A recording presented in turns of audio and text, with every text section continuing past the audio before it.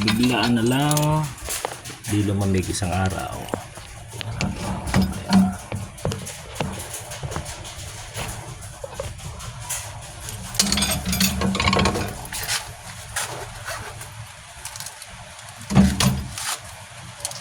Ano naman?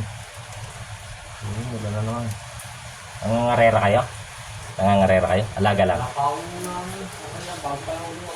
Ay, pero nung ano, nangangarera kayo?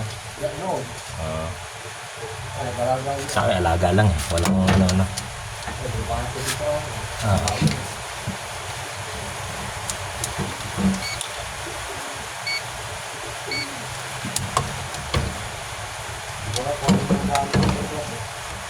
Dito club.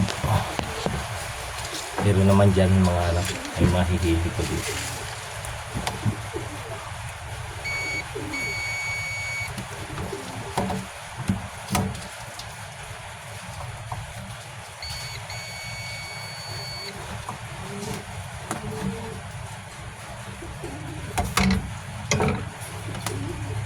Kuya, eto, thermostat ano, kung chinecheck ko na to.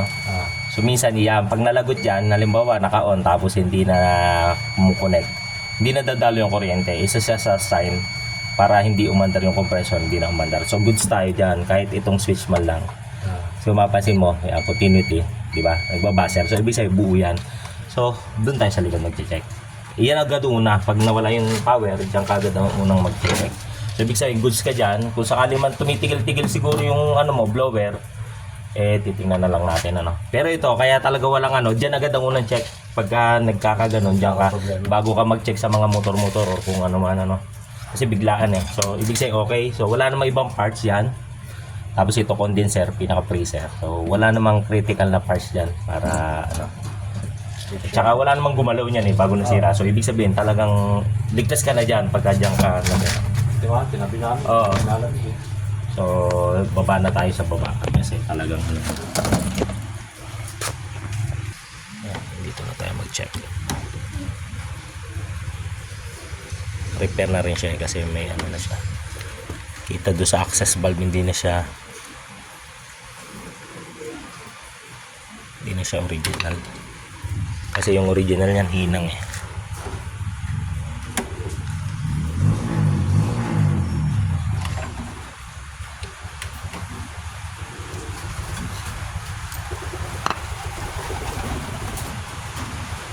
Ako galaga na lang, hindi na ako ano.